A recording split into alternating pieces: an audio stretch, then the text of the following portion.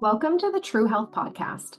I'm your host, Michele Scarlett, board certified functional diagnostic nutrition practitioner, business owner, and the woman other high performing women call when they're burnt out, stuck in survival mode, and ready to get back their life.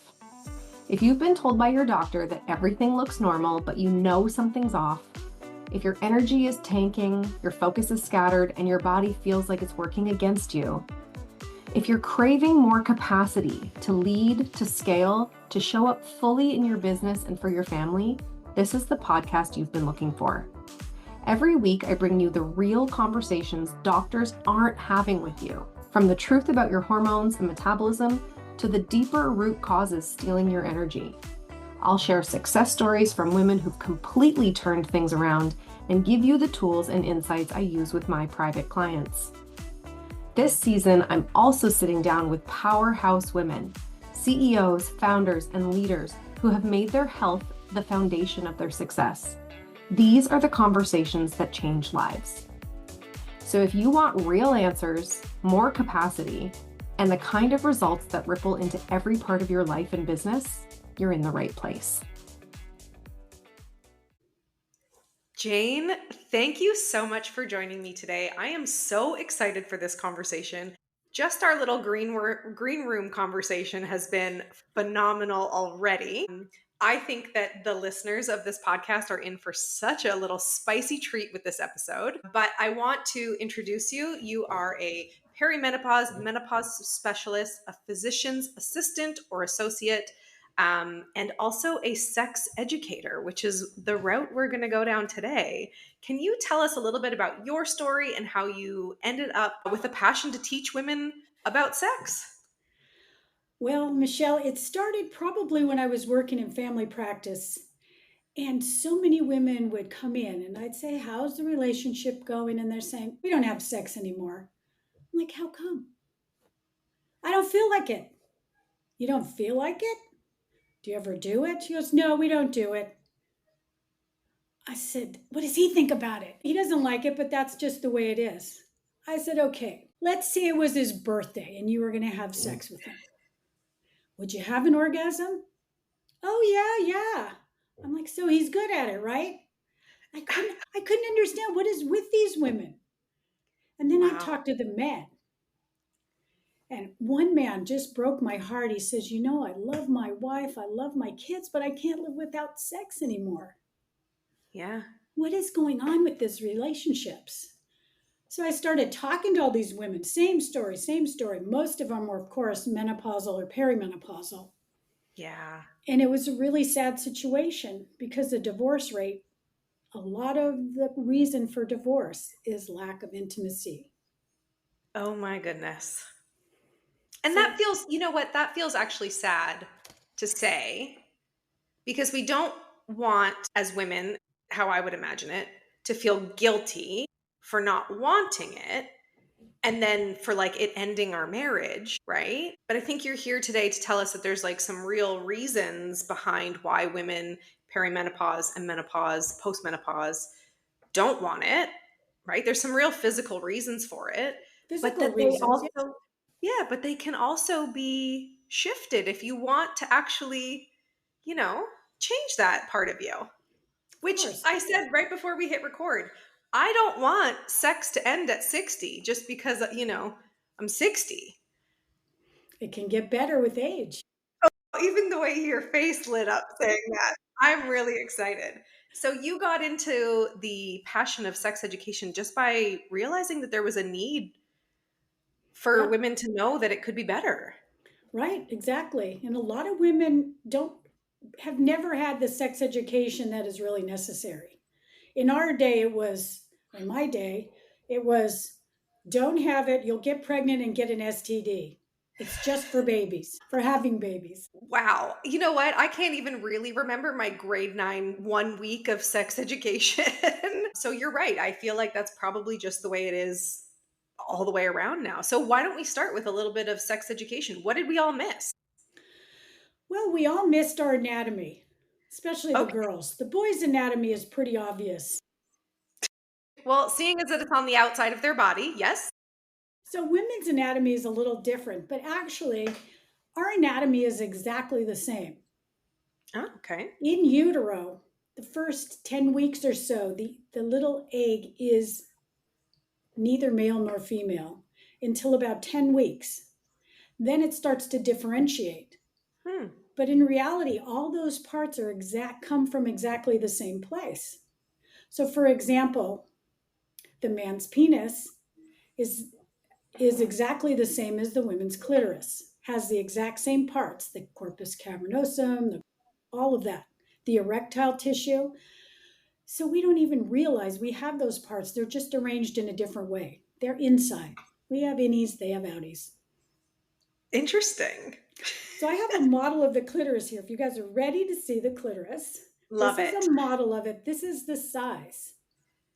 That's It a has wait a minute. Whoa, whoa, this. whoa, whoa, This is the size of our clitoris. whoa. This is erectile tissue, the same as a penis, same Wow. amount of erectile tissue. It has a head, a glans, and it has these legs, which are analogous or the same as the penis. Of course, it's Interesting. arranged in a little bit different shape, right? Yes. The vagina is here. So I'm sure many of us have found this part of the clitoris, but we didn't realize that all of this swells during arousal. Just Wow. like a penis, it gets erect. We just have to know how to work it. Yeah. What's interesting about this is a penis has about 2,000 nerve endings. This one has 8 to 10,000 nerve endings. It doesn't have to ejaculate, it doesn't have to pee, it doesn't have to transport semen. All it has to do is provide pleasure. Incredible. But most of us don't really realize how amazing it is. I am shocked. I am not, thankfully, one of these women who, are at that point where I'm just like uninterested. And I didn't know this. And now I'm even more excited. So you think about these young kids, right? They have their first sex. The guy jumps on, and in 3 minutes he's done. He's like, "Wasn't that great?" And she's like, "No, not really." And then she thinks, "Oh, there's something wrong with me. Am I broken? Didn't work. I saw it on the movies. They did it in 3 seconds against the wall. She looked And like it was she enjoyed it. amazing. Amazing." And they can go on for years like that. Yeah. So why would a woman, let's say a married woman, want sex if that's not worth having? You're One lady right. said, "Yeah, sex to me, I wash the dishes, I sweep the floor, I have sex with the husband. It's all the same. It's a chore." Oh my gosh. You know what? I can bet she is not alone in that sentiment at all. So many women say that. It's mercy sex. Oh, they're nagging me all the time for it. Yeah, so you get it over with. And he knows she doesn't like it. And Ugh, eventually he wants to be desired just like she does. for sure. So knowing our anatomy is so important. One, knowing ourselves is so important. But then also being able to teach your husband and be open to teaching your husband. I think that is a part of this as well. I think that we're taught as women that sex is shameful. Mhm. I think that we're taught as women that it is private, that it is something you keep to yourself. You never talk about it. You never think about it. It's just not ladylike. I don't know. That might be changing. No, But I do think that there is still a bit of that. there's You still a know, lot of that. yeah, There's still slut shaming. Oh, she's a slut. Still 100%. to this day. Oh, but he's the man. Look how many partners he's had. And boy, do they say that about women? Oh, yeah, she's been around. That's cool. Right. I can bet that if more women could tell their husbands exactly what they want, their husbands would be thrilled. Never having to guess, Hmm. knowing every time exactly where they can, What to do and what how they to can do do. it. Yeah. But the thing is, the women have to know what they need first. Yeah. And we're taught as little girls, don't touch your woo woo, it's dirty, or whatever they call it, pee pee. I don't know.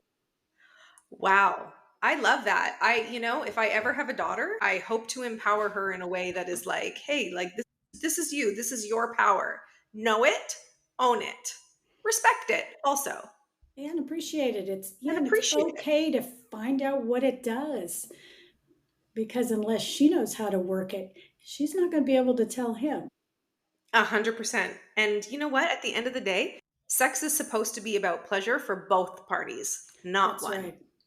And women don't realize that men actually really appreciate making their wives happy. Yes. It's another thing I find is that women, you know how good we are at doing everything? We do everything around the house, we clean, we do everything, right?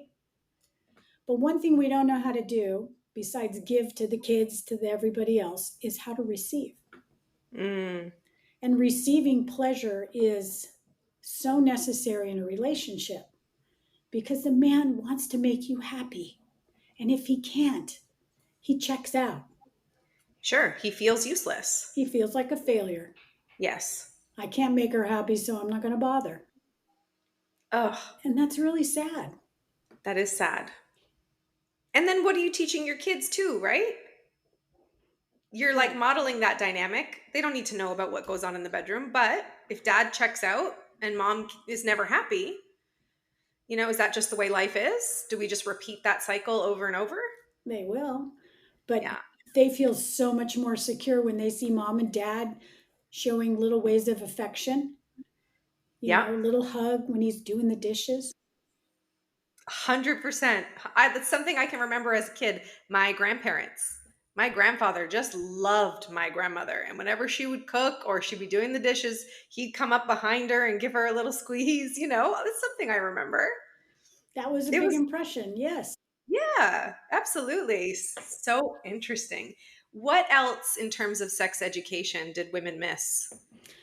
Women missed what is normal for desire. I'm telling you, every woman that comes in here, 99% of women, top thing on their top 3 menopause symptoms, no libido. So, what do we consider? What is normal? Tell me a What little is bit about what's normal? Okay, the media is not normal. normal. Okay. 30 seconds, you're against the wall, you're moaning with pleasure. Not normal. Maybe in the first year or 2 of a relationship, yeah. But in a long term relationship, it's different. Okay. We have different forms of desire. Emily Nagoski was a researcher who wrote a book called Come As You Are, and she described the 3 types of desire. The Okay. first one is spontaneous. That's what we all wish we had forever, right?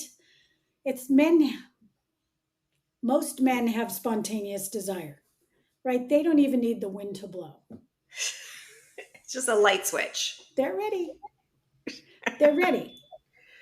Spontaneous desire is common in the first couple years of a relationship. And after that, in long term relationships, what women have, most women, about 80%, is called responsive desire. That means, hey, we have to respond to something, not the wind. We need to be stimulated. We need to be appreciated. We need to be cherished. We need to be touched properly. Mm-hmm. We need to have the context, right? You can't have the kids banging on the wall next to you. You can't have cobwebs on the ceiling to distract you. For me, if the closet door is open, I'm like, oh, stop, close the door. Must be the old monsters in the closet. I don't know. For me, it's the to-do list.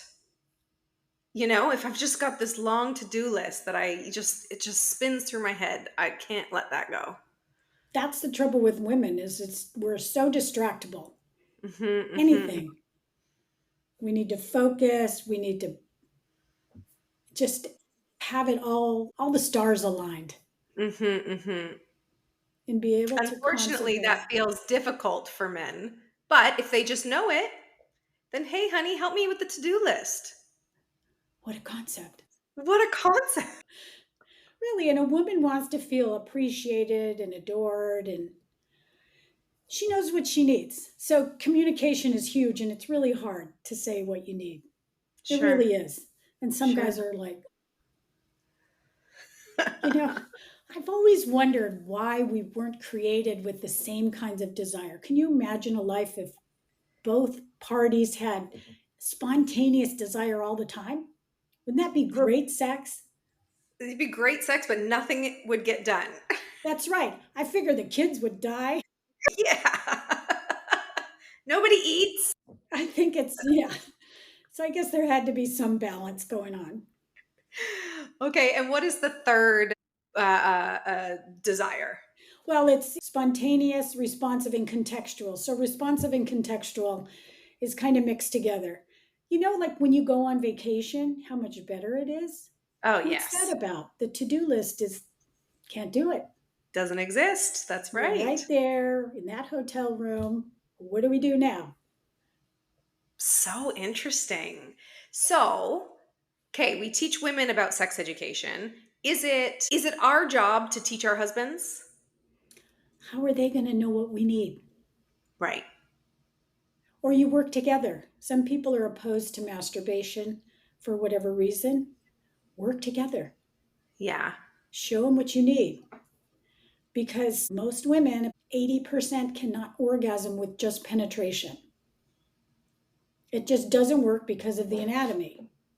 The most accessible part of the clitoris is more than an inch away from the opening of the vagina.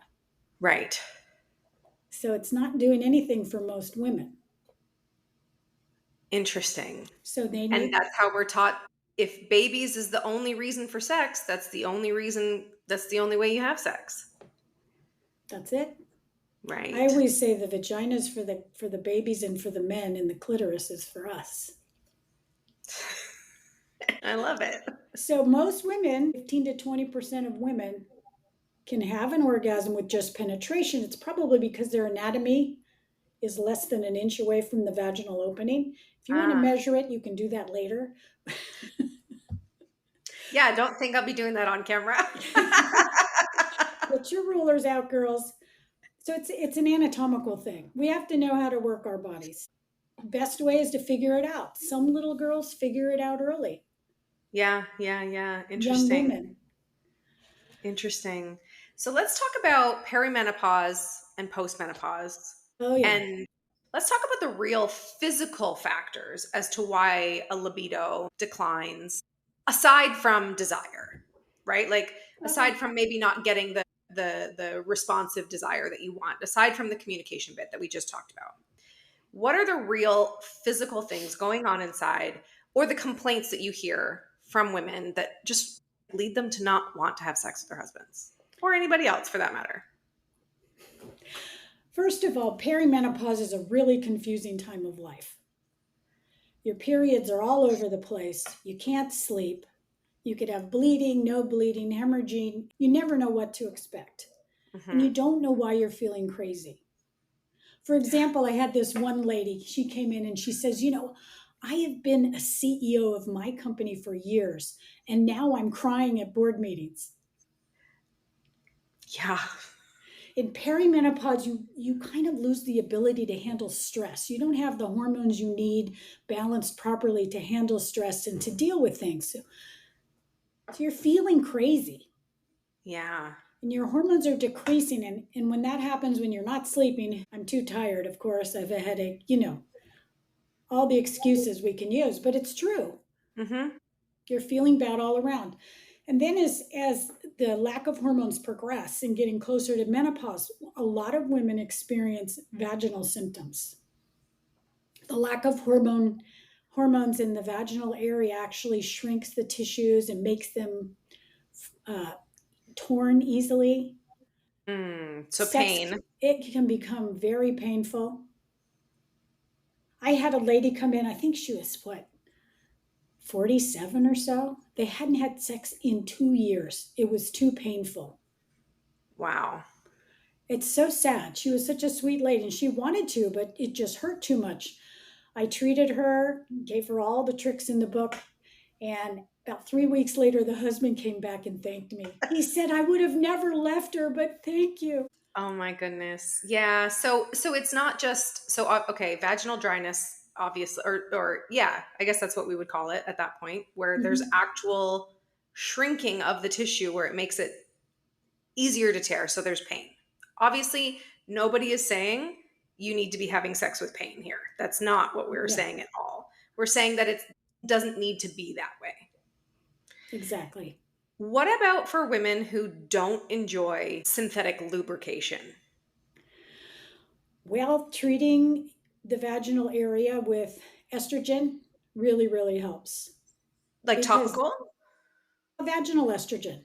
Okay, okay. Vaginal estrogen is super easy to get. I have it here. I mean, this is the cheapest, easiest way to do vaginal estrogen. It has an applicator for the inside. Cheap, easy, covered by insurance.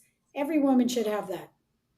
Interesting. And it's safe even for breast cancer patients Okay. because anything you use vaginally really does not go systemic. Okay, good to know. So there's a lot of products for vaginal dryness. Vaginal estrogen, there's a vaginal DHEA suppository that's FDA approved. There's plenty of different ways to get vaginal estrogen. I've developed a cream that has vaginal DHEA in it. It's over the counter. It's a vaginal moisturizer to use every day.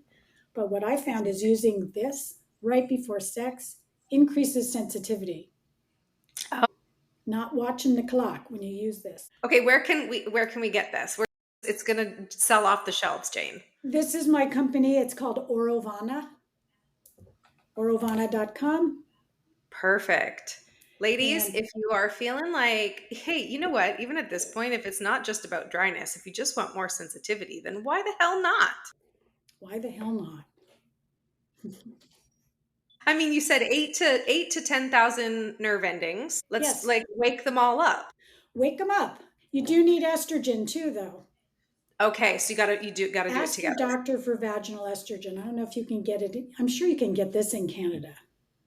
I'm not 100% sure, but I feel like we should investigate. Also, we have I don't know if you know Karen Martell. No, don't know Oh, her. okay. I think Christine knows, a part of our little group here. She has a product that can help with that as well. So the vaginal estrogen, do you use that every day or is that just before Usually you sex? use this about 3 times a week, and I always tell people to put half of it inside and half of it outside. Because the Ah, okay. clitoris, all those nerve endings need to be revitalized with the estrogen because everything shrinks up. Mm-hmm, It's mm-hmm, really hmm. sad what happens. And this is a Even direct correlation to declining hormones. absolutely. Yeah. When a little girl hits puberty, the inner labia grow and sometimes they even flower outside, right? You've seen the labia minora. Yeah. In menopause, those labia shrink, and in some women, they actually are reabsorbed and disappear from lack of estrogen. Wow. I've seen it doing exams on women. Where'd they go? So if somebody were to be treated with bioidentical hormones, not just vaginally, but a patch or whatever, like to help with menopause symptoms, could that redevelop? Treating the systemic symptoms of menopause, hot flashes, all of that, does not usually get the vaginal tissues. That's why you have to treat the vaginal symptoms. Ah, If you do interesting. anything, treat the vaginal symptoms. Because one of the biggest risks for older women, I don't know if you've heard of all the old ladies who get UTIs and end up in the hospital. Mm, Some of them die from sepsis from a UTI. yes. And when you lose your estrogen, it increases your risk for urinary tract infections because the pH changes and the microbiome changes. So it's a really, really important thing that people overlook. Yeah. And it's Yeah. safe for just about 100% of people, women. Interesting. Interesting. Okay, so what would be like another physical symptom that women would come to you with that really plummets their libido besides pain during sex? Pain during sex, they don't feel like it because they're too stressed. Hmm. Stress is a huge component because the brain is the biggest sex organ. For If you're women. For women. for women, yeah. Men just need a little breeze, right? Seems No so stress. unfair. Yeah. Stress is huge. I think it's stress, lack of hormones all around, a body image. Yeah. Your body changes so much during menopause. And it's really hard not to think, I'm too ugly. I can't get naked. I always say, Mm, turn the lights off. who cares? Who cares? They don't Yeah. care. They still want it. Yeah. The whole body image thing is huge, and I just can't figure that out. Yeah. Well, that's good for you. That's good for you. I think too, with, what I do is this holistic approach to like gut healing and detoxification and weight loss. And I work with women in perimenopause and postmenopause. And I think that making sure that a lot of your other systems, not symptoms, are working optimally can help. Well, A, it can slow the decline of hormones, one. And B, it's like those internal stressors. So if we're going to talk about stress, it's not just, job stress and kid stress. There's Yep. like lots of chaos that goes on in the body around menopause age, and getting that under control and uncovering some of those things and healing those things too can just like, Overall health, it's your overall health is going to affect your sex life. So if you're yes, not exercising, you're eating junk food, you're going to feel bad and you're not going to want to have sex. Not just because you 100%. don't look the way you want to look. So we could even think of low libido as just another symptom, like a digestive symptom. It is like truly, one of your vital signs on how optimal you are actually living. Absolutely. I always used to say, if you're not happy, hungry, or horny, there's something going on. Probably. Figure it out. Figure it out, right? And I mean, Figure it out. experiment too. Yes, and you have to communicate because you're not going to want sex if it's not worth having. If A the guy hundred has a percent. 3-minute wonder and falls asleep and you're left like this, Okay, this brings me to my next question. okay. There's the 3-minute wonder. And then there's the man who takes the supplement or the little blue pill who can go for hours, which isn't good either.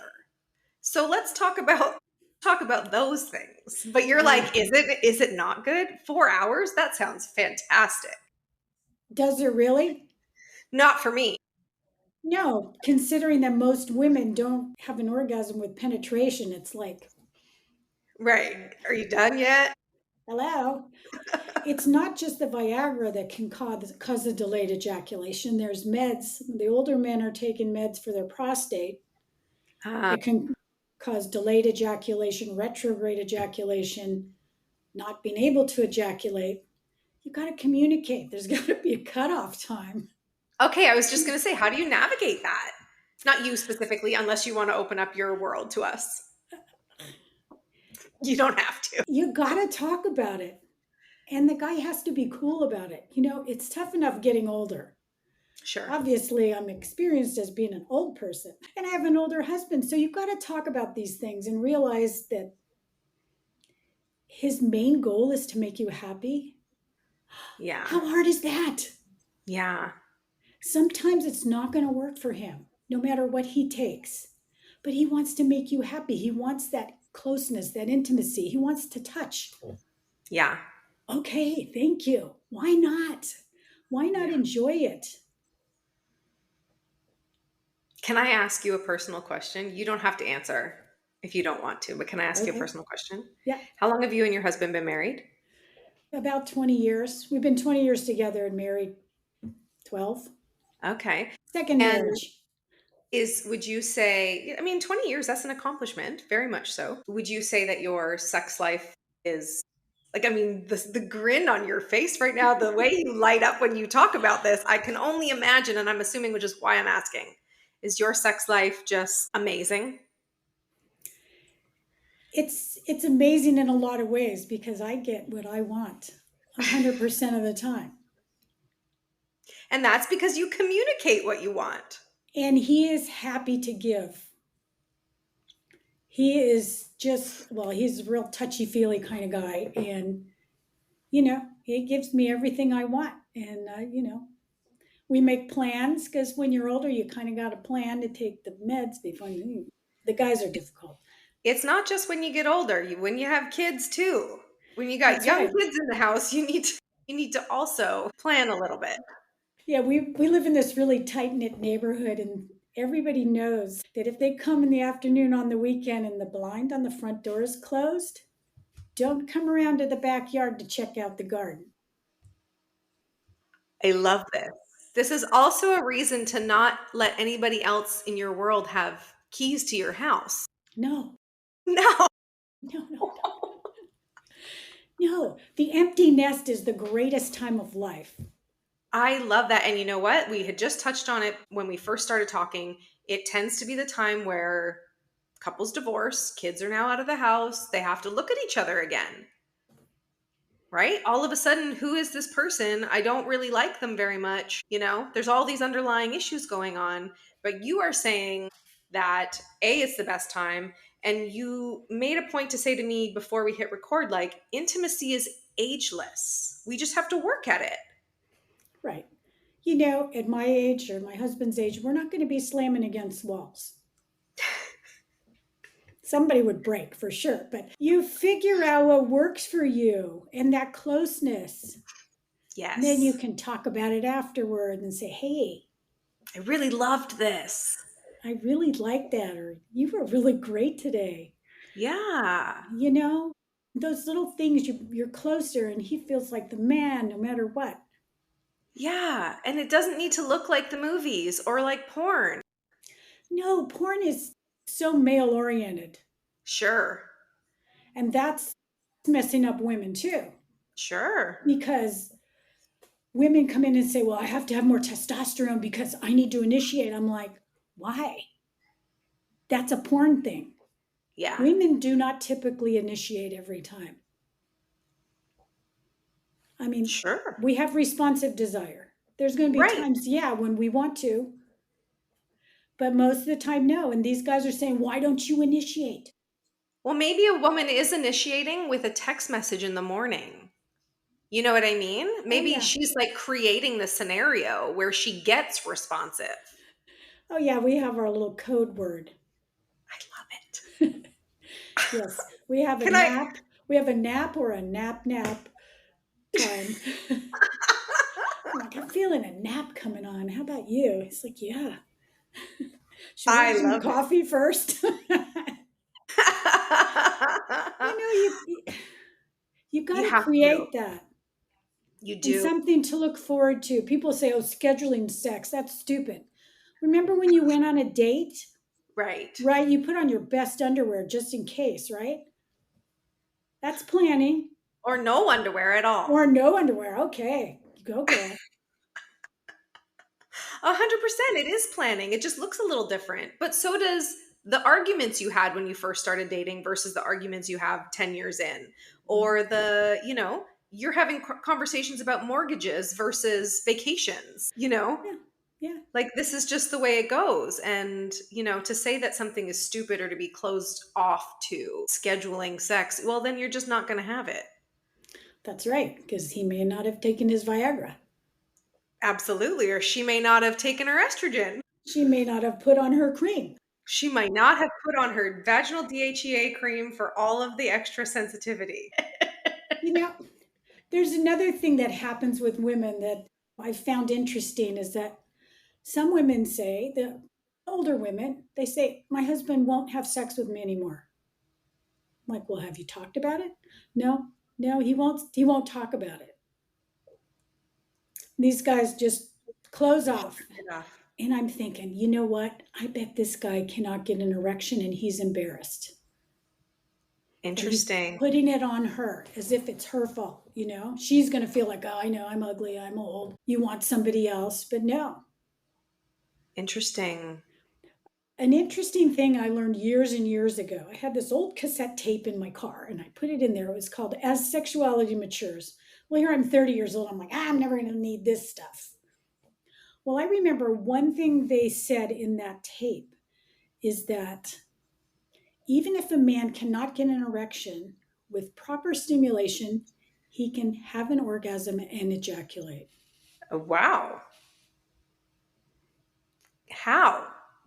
With stimulation. Okay. The same kind of stimulation that you would think that you would typically use? Yes. Okay. Any way that you can handle it, you can stimulate. Lots of lube. I'm telling you, it works. And it can take a guy from feeling like it's all over for him to, okay, let's go. Let's keep it going. And you know You what? find a way when you get older.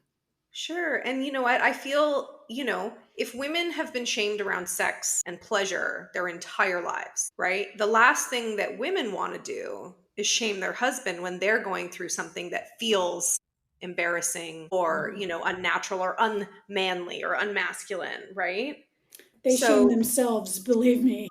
For sure. There's no need, you'd hope that the same way that we hope our husbands want to make us happy, that it is reciprocated in that way, right? Mm-hmm. That's how you have a healthy sex life. It is truly about communication, and knowing your own body and being open to talking about your own body. That's true. And you can keep it going forever. We have patients in their 80s, they're having great sex lives. Wow. And it can be better than the crazy hot sex when you're young because you've got that connection, that emotional connection that we all crave. Yes. Yes.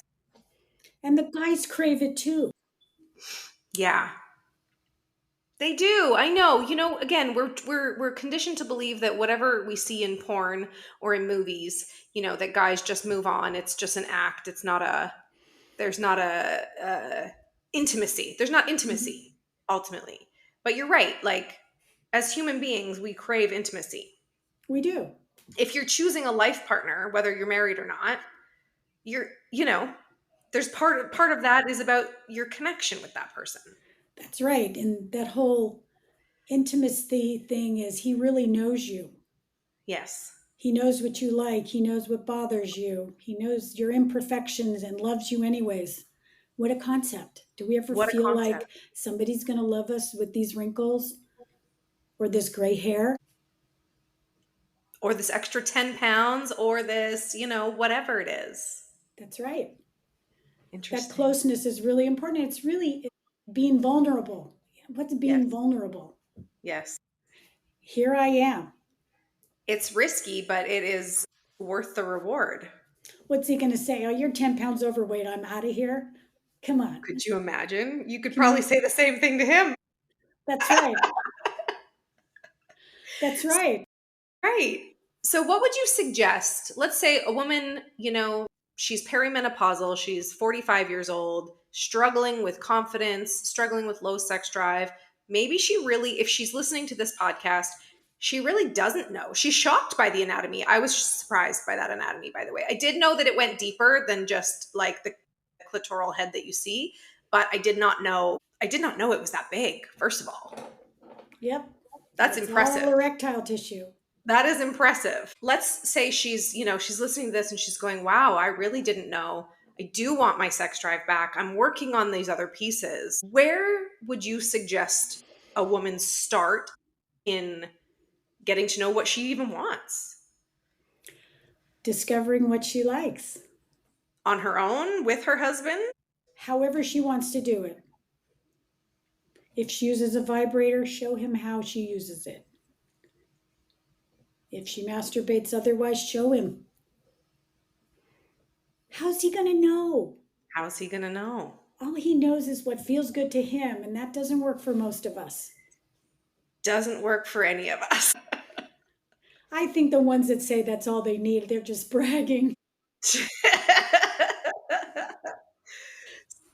Interesting. Okay, so here are some tips, ladies. Jane, please jump in if you feel like I've missed something. 1, get to know yourself. So whether that means you need to do it by yourself for a little while, figure it out, do it. Vibrator, manual, however you want to do it, and then communicate it. Communicate, yep. Okay. And also know that, for example, if a woman's doing herself, it takes about 4 minutes. But with the partner, it's going to take maybe an average of 20 minutes or more. Yeah. It's So your head's in it. That's why. you've got to Right? know that you're okay and the guy is not getting bored. 100%. They 100%. actually enjoy it. Yes. Yeah. Okay, so we're going to get to know ourselves. We're going to communicate what we want physically. Then we're going to communicate with our husbands that they are the light switch. They are the spontaneous desire. We are the responsive desire. So, whatever that looks like to create the responsive desire, I'm going to bring this up again, the text message, the no underwear, the sexy underwear, the something that you need to do to anticipate this fun and pleasurable thing. Him doing the dishes, that's a real Right? turn on. If more men knew that, my goodness, right? You'd never do another dish. It's just the little things. It is. Get that to-do list off your plate. Right? Be able to relax. Get some massage oil and say, here. Yeah. The best thing we have is a massage table. I love it. Holds I actually have 500 pounds. It holds 500. You can both get on there. It's very versatile. I love it. Supportive as well. So nobody's breaking anything. You got to get creative. Yeah. Also, it's good for relaxing. If you're just so stressed you can't focus on sex and he's massaging you, you're going to want to flip over. Agreed. I agree with you 100%.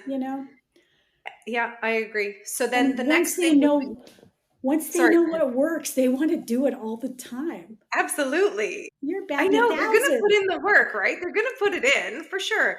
Okay, so we've got know yourself, communicate it, create the situation if that's what you need. And then I think focus on overall health. Yes, always. Always. And hormones are a part of that. Yes, exactly. And then no, I didn't know this as well, Jane, so I'm happy you told us that even when you're working systemically on your hormones, that it's not actually affecting what's going on vaginally. So if you are on bioidentical hormones, figuring it all out, that your product or vaginal DHEA or vaginal estrogen is still potentially necessary if you're still experiencing dryness or soreness during sex. Right, exactly. And all of those things, those were like four relatively simple steps to have a phenomenal sex well into your 80s. Or 90s. Or 90s. I'm counting on it.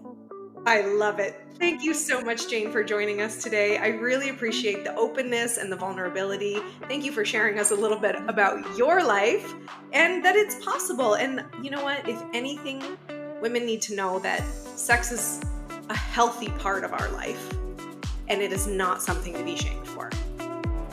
It's a great part of life. I hope everyone can keep enjoying it. Agreed. Thank you so much for being here with me today. Thanks for having me. If this conversation stirred something up in you, if you feel even a little more clear, more curious, or more inspired, share it. Send it to a friend who's been quietly wondering if the way she feels is just how it is now, and tag me on Instagram or LinkedIn at @MichelleScarlett_. I truly love hearing what lands for you. And if something came up during this episode, a question, a symptom, a story, email me directly at michelle@michellescarlett.com. I personally read every message and I'll help you get clear on what you're dealing with and what to do next. You don't have to settle. You don't have to figure it out alone. This is your space to take your health, your life, and your success back into your hands.